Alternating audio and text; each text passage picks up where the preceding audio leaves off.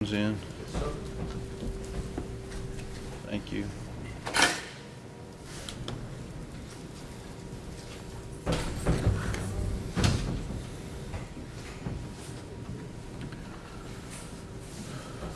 We are back on the record, waiting for Mr. Jones to come into the courtroom. This is day 4 of trial, July 31, 2009. Approximately 9:12. It's funny how we always get started at 9:12. Thank you. Mr. Jones has joined us. We're on tape 135. We are distributing to counsel a preliminary draft of jury instructions. I think Mr. Eggert may have something he wants to give me on those. I do, Judge. Mr. Baker has it. Good morning. Good morning.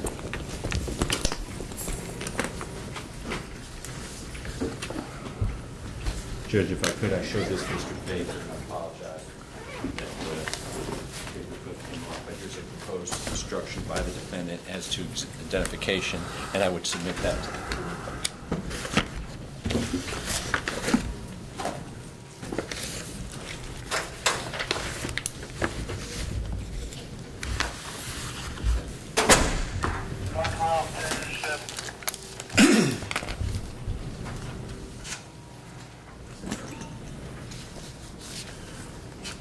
Do you have any Kentucky appellate decision that supports the giving of this instruction? Judge, that is an instruction from the United States Court of Appeals for the Sixth Circuit, and that is out of their pattern instructions. And so I'm submitting it out of the Sixth Circuit's pattern instructions fashion for this case.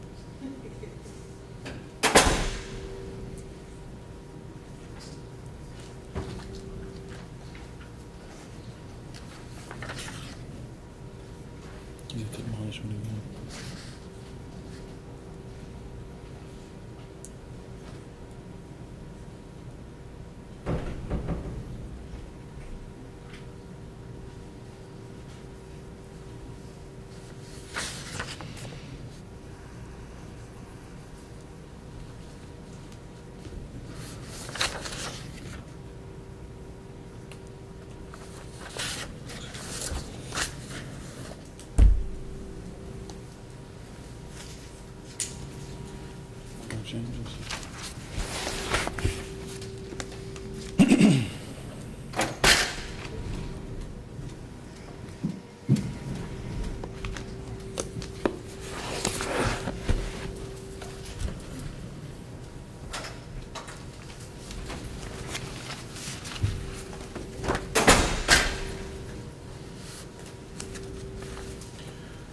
Well, you will notice that in the draft instructions that I've handed you, I have included instruction number 4, which is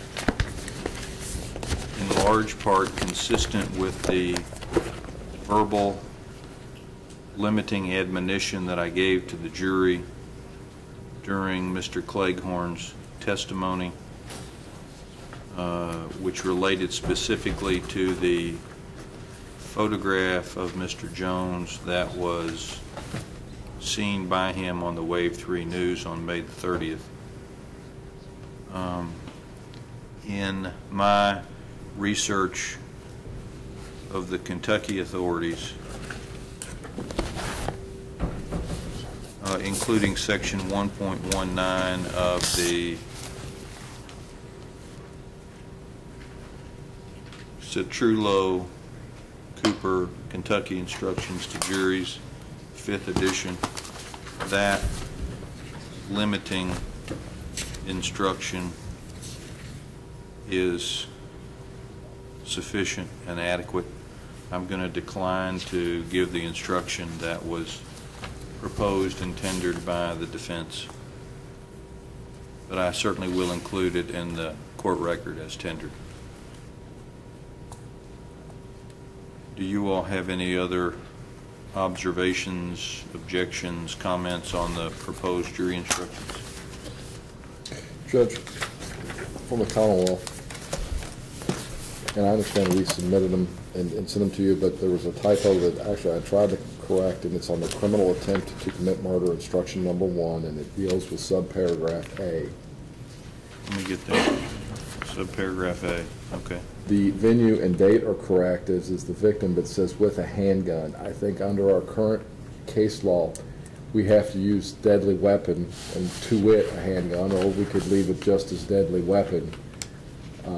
But they have to find it's a deadly weapon, not that it was a handgun, because the definition relates to, and there's a published case on that. So the language deadly weapon has to appear somewhere in that paragraph A. And I would propose with a deadly weapon, to wit, a handgun. Which is what you listed in your assault 1.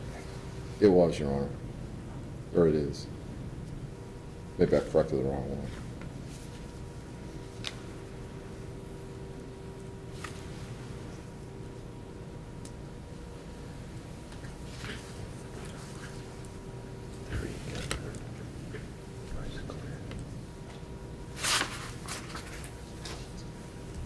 Does the defense have any objection to that change? No, Judge.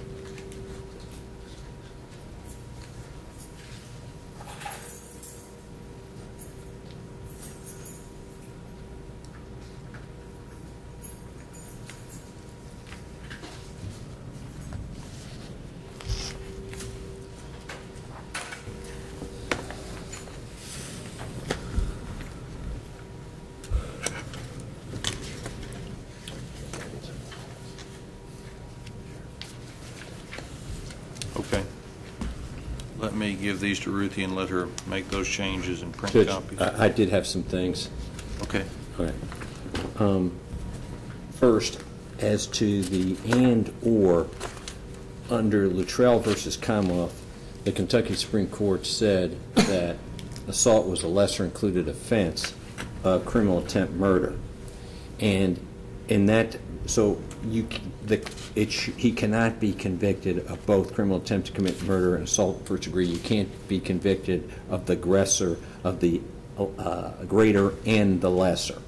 So that is what Luttrell said, which was a shooting case, and we would absolutely object to the word and. I think they have to decide the mental state, or did he intend to kill, or just intend to seriously injure. And Therefore, they cannot get both out of this set of facts. They are permitted, I wanted them to elect, and the court said they didn't have to, but at this point, it should be an or. Luttrell talks about assault being a lesser included offense of criminal intent murder, and we would object to these instructions as we believe it would be double punishment, a violation of double jeopardy, but beyond that, we believe that under Kentucky case law, Luttrell, he could not be convicted of both. And Luttrell was not a I reread it the other night, Luttrell. In fact, I had it to bring the court and left it on my desk, but Luttrell is not. I think I've read it and printed it.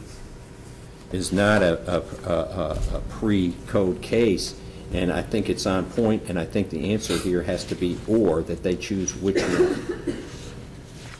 Well, if I said it's a pre-code case, my recollection was that Luttrell, or the only case I'm aware of published in Kentucky that cause of a lesser was a pre-Blockberger case, which is where we changed the definition of what would be double jeopardy instead of did these facts and circumstances rise out of the same events to the actual elements of the crime. It is not a lesser included because the penalty range is exactly the same. Furthermore, the factual predicate in this case or the facts that came from the stand are there was an initial confrontation, there was a gunshot, one to the foot, one to the leg, then there was a demand for money, which is the assault, and then when there was no, it's Pizza Hut's money, there was the shots of what the victim testified, which he thought were at his chest. So not only do I think we're legally right, factually, we could have an assault one, and it could either be manifest or intent, and we have a criminal attempt murder based on the testimony of the victim. Judge, actually, he was unclear as to who fired what, but beyond that, what they've done is they've taken the shooting of Mr. Cleghorn, and there's an intent to kill or there's an intent to cause serious physical injury. And there's nothing in their bill of particulars anywhere that says the intent changed at any time, at any point. So whatever that intent was, the jury's entitled to decide it. But they can't decide both intents in this whatever millisecond, split-second episode. And the Commonwealth has never advanced this theory until right now. So it should be or, not and. And Luttrell essentially says that, which was a shooting case where a person was shot 5 times. Where's the and that you're referring to? They can convict of criminal intent murder or assault in the first degree, but not both. Under the facts of this case, they can. The first shot is in his foot, Your Honor. I mean, you could say that about Luttrell. The first shot was here, and the second shot was here, and the third shot. I mean, that's Luttrell, I think, is as on point as a case can be, and that's what it states. That's a lesser included, and that, in fact, that you can't be convicted of both.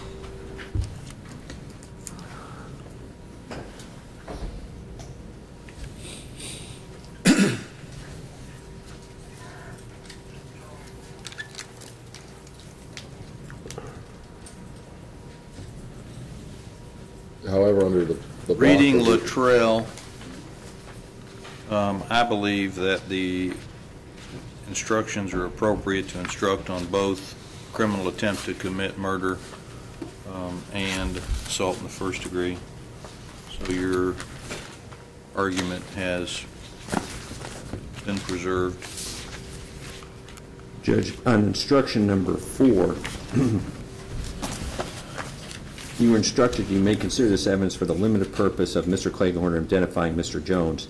I would ask that be changed. Your instruction, you may consider this evidence for the limited purpose of the circumstance in which Mr. Cleghorn identified Mr. Jones as a person who shot him April 6, 2007. And then I have written in at the end of this instruction, you shall not consider this evidence for any other purpose. And if I could show that to the court, and I'll just put, if I could just put Rob Eggert in the date 7/31/09 and reflect its tendered to the court this proposed change.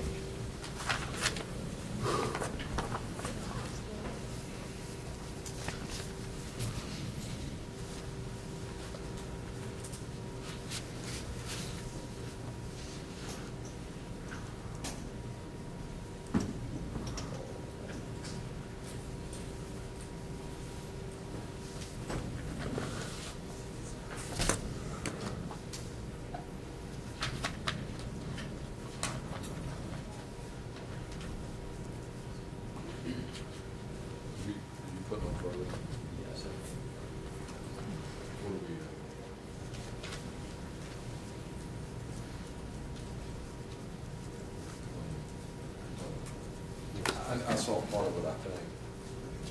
Wait till the week's playing, and we'll tell you what.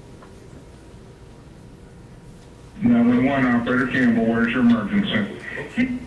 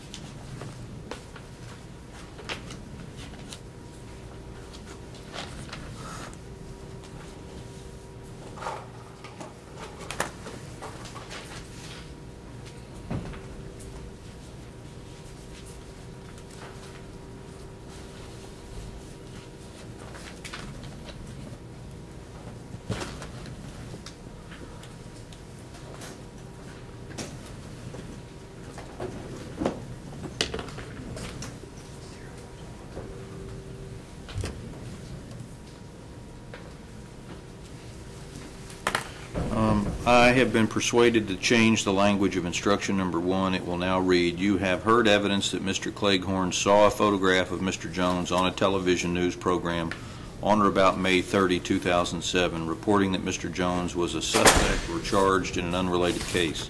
You are instructed that you may consider this evidence for the limited purpose of the circumstances in which Mr. Cleghorn identified Mr. Jones as a person who shot him on April 6, 2007. You shall not consider this evidence for any other purpose. So that's consistent with the defense recommendation. And obviously, Judge, that if you recall, we had extensive arguments. I don't think I waived any of them, but in light of what's come in, I submitted that instruction. I agree. Judge, two things, if I could be permitted to do this now, in terms of the instructions. I would object to the instructions as to assault one and/or attempt murder for all grounds stated, but also all grounds stated in my directed verdict motion, which I'll have to renew. But if I can incorporate those objections by reference, I would submit that the jury shouldn't be instructed on either of those, for all the reasons already stated, and also that there's no evidence that it was any of Mr. Jones's shots, if it was Mr. Jones, they caused serious physical injury to the defendant and to the victim, and that there's no evidence of intent to commit murder whatsoever, and the jury could not find an unconscious intent to kill. So for all those reasons, along with the reasons, if you allow me, rather not to repeat them, but incorporate with reference that I made in the directed verdict motion, goes to the Commonwealth's case, I would object to the instructions. I'd also object for failure to include the identification instruction that Benson proposed.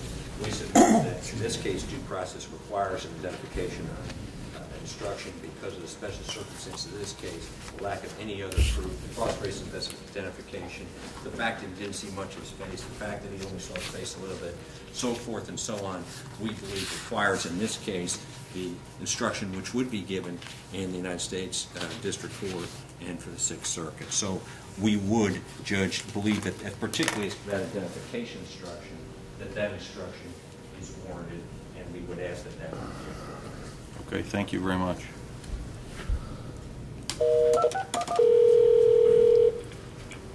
Ruthie, would you come out and retrieve the instructions? We've got some changes, and then you can print. Yes. Thank you.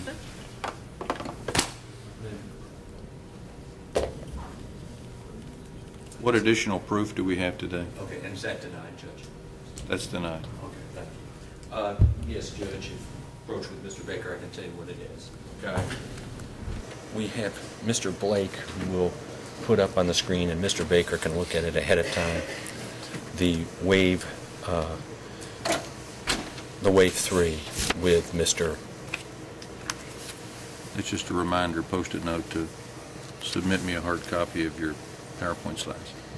Yes. We talked about that yesterday. Yes. Yes, okay. Judge, I lose notes like I lose. Oh. All right, but that's all right. Judge, he would pay the Wave TV 3, and we can look in advance. I think he can bring it up right away and play it to the jury. I would call Detective Nard, and I have one question for him, and I have my investigator here as to something that came up yesterday, and I have 2 questions for her. That's it. My proof, I think, would take... What is her name? Josephine Guy. G-U-Y? Yes. Okay. And Now help me remember again, who's your testimonial sponsor going to be of the Wave 3 news spot? well, we were just going to show it, to it. It's the same tape you all have. And it's already, the tape's been shown, authenticated, and so forth. We're just going to play it. Well, It's already part of the tape that's in the record that you have. Right, I understand that, but it's unusual that we're putting an exhibit before the jury without somebody to explain what it is. Well, it's the same thing that they've seen, and it's got the May 30th on tape, and we all know what it is. And actually, we subpoenaed the custodian. I guess we could call a Wave person to come in and say this is the tape and so forth, because we did do it. But the way that the freeze frame came in was that Mr. Cleghorn identified that as the news shot that he recognized Mr. Jones from. Well, that's true, Judge, but I mean, this is the same thing. It's just got this person's thing up there on the same date and time when we've all seen it. But what's it relevant to? How Well, is it relevant? Well, I think it's highly relevant. It shows how that person looked right at that time. I think it's highly relevant. And this is Mr. Flanagan. This is Mr. Flanagan, who's on the same program. But It we shows- don't have any evidence that Mr. Cleghorn saw that photograph. We've already got 4 photographs of Flanagan in.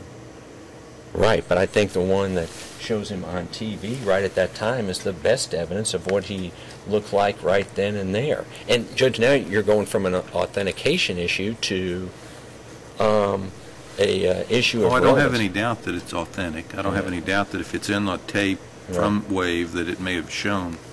But where I'm reluctant is that we don't have any proof or evidence establishing that Mr. Cleghorn saw it. Well, actually, Judge, you could argue either way because they were both on together and within split seconds of each other.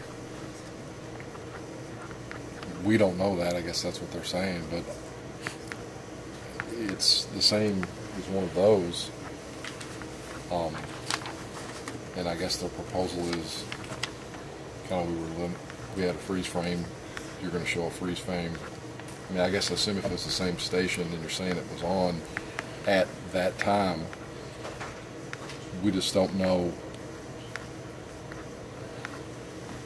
Factually, you say it's on that day, but we don't know what time it was on. Is that? It was on that morning. Well, I get that, but And we don't really know what time he was on. You know what I'm saying? But they were both played early in the morning, and then there were the promos at 9, apparently, because they don't show the promos.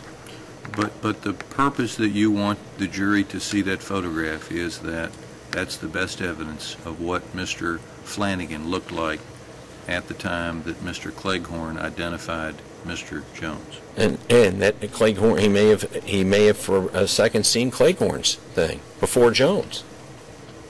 We don't know.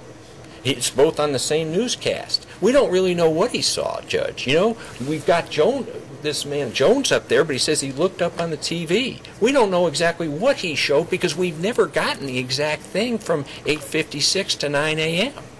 And I think when they're both on the newscast, one could say he got a glimpse of... But we had him to testify about this. Well, yes, he saw that, he says, but that doesn't mean he didn't see something else that was right on the same thing. And I don't understand the objection anyway. I mean, after all, this came in with the suspect. We've got Flanagan as a suspect. In fact, Judge, But there's somebody who authenticated it.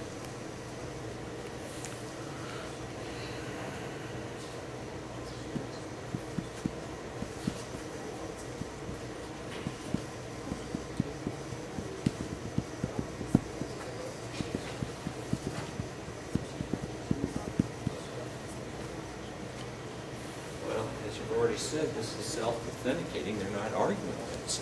It's not. Well, authenticate was a bad word used by the court. I mean, If authenticating, like some hospital records, these things, I mean, based upon authentication, we could show the whole clip. But there's many reasons to not do that.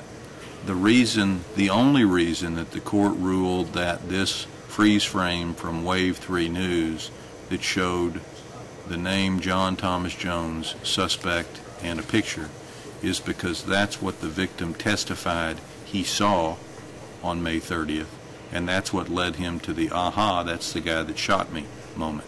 right, but why isn't it permissible for me to argue that he could have seen the other one?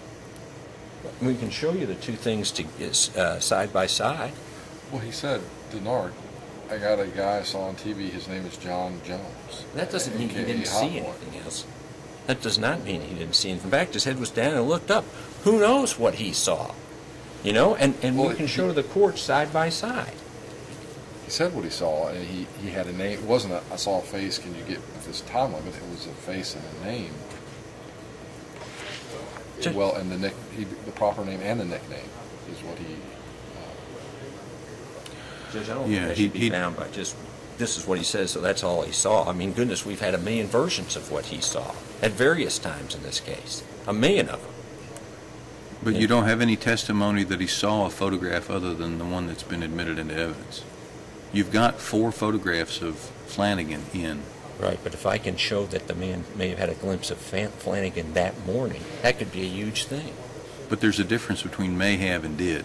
Well, when you say may have and did, I don't think that the standards, it's, you know, when they're both right together, and I'd like to show them to the court so you can see what I'm saying, because they are right together. They are very right together. All right, let's take a look at it. Okay, can you bring that up?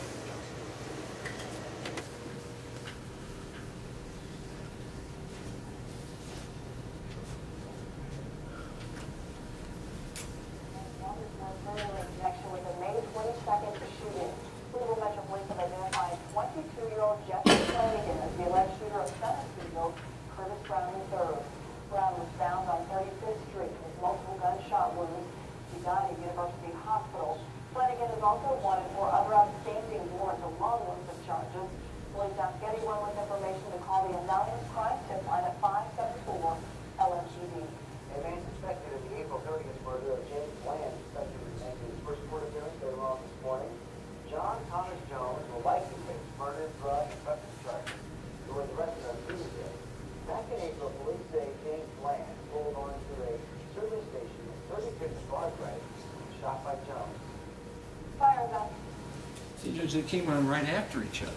I mean, and in terms of these promos, we've never had proof this was at 9:56, 9:57. So I don't understand why on earth we can't introduce both of these, okay, because obviously they were played as promos at from 8:56 to 9 a.m.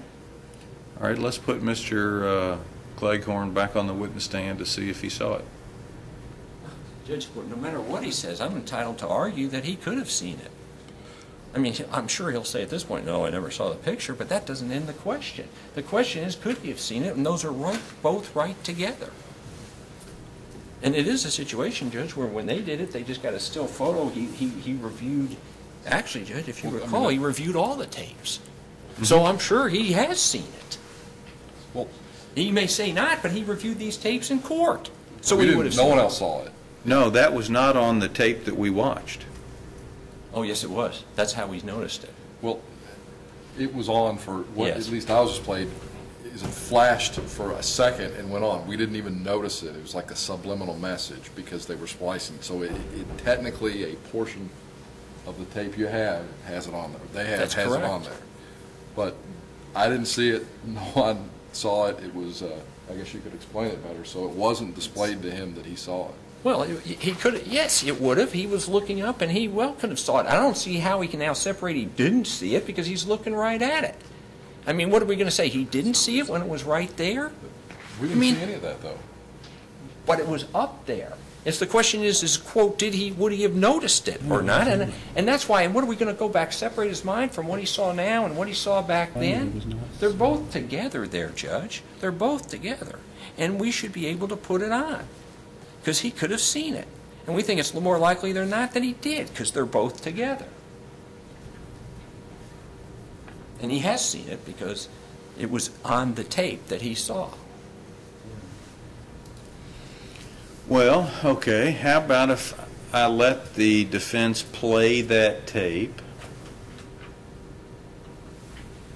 and then also permit the Commonwealth to put rebuttal proof on from Mr. Cleghorn as to whether or not he saw that clip on May 30th? Here's the problem. Right, I mean, right now, I don't think you should be able to just lob it up just because he may have seen it. I mean, there's lots of stuff he may have seen. The question, the real controlling question is, did he see it? I think it's more appropriate to establish, did he see it? And if he did, you get to play it. But Judge, here's the problem I got. At this point, I don't know what he saw and didn't see, because for sure, because his mind has been, you know, he has seen this tape and he's seen it. So that's a one problem. I fundamentally disagree with that. Okay. Wherever you got this from, whatever source it was on, Wave 3 didn't give it to us in that same format. The tape that we had Mr. Cleghorn watch is not that footage. It's got a picture of the defendant. I think It it may is. have a picture that flashed for Flanagan. a nanosecond, but it does not have that whole 5-second summary. Well, that's true, but it has got a picture of the man and it's on there, and that's how we saw it. And Let's play that up, because that is not true. I mean, yeah, I agree. It's technically true. It's in the digital media there, but we all watched it and missed it. And here's something It's on else. there so much. There, Judge, when you say, if I do this, then I'll let them do that, honestly, Judge, that's not right. You're supposed to be, you decide what you decide. You know what I'm saying? And what they do or they don't do, that's their call. Honestly. They're well represented. They don't need. I'm not trying to help them. I'm trying to be fair. I'm trying to admit the evidence that's admissible and not admit the evidence that's inadmissible.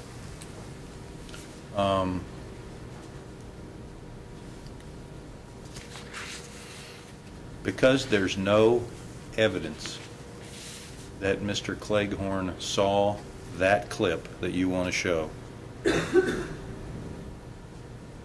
I'm going to exclude that evidence. Okay. Then, Judge, we would ask that we be permitted to put that evidence on by a vowel.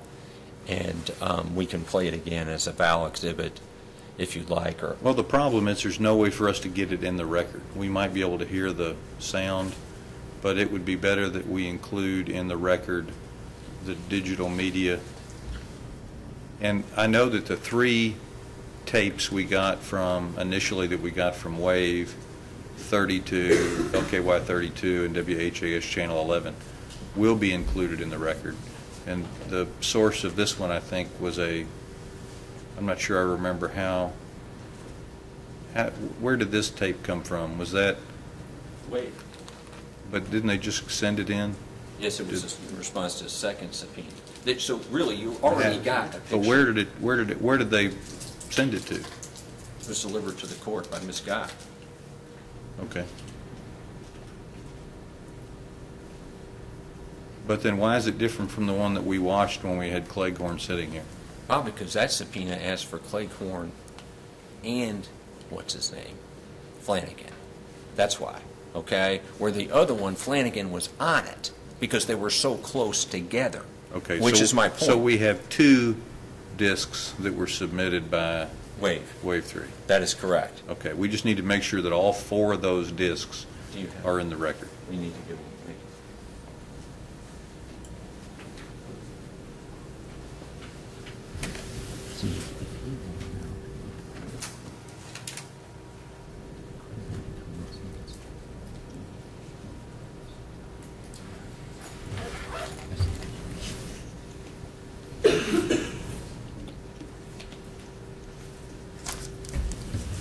Which is then, we'll submit the tape, and then obviously I've got this guy. I guess this should be a Val exhibit. Rob, Mr. Eckert, Yeah. look at these.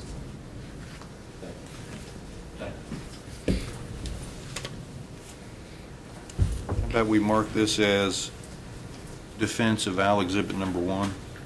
That's fine.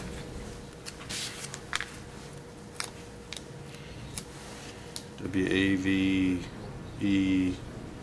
3 media disc. Thank you. All right, Judge. And then we have our two witnesses. That'll take approximately, 5 minutes, and then we'll be ready. Judge, I don't know if the court would permit this, get Mr. Baker or not, but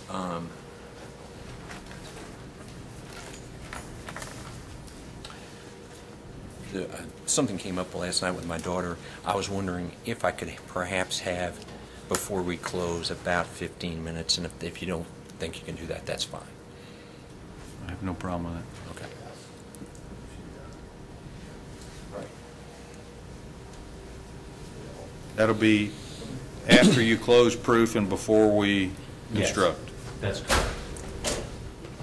All right, I'm going to go off the record until we're ready.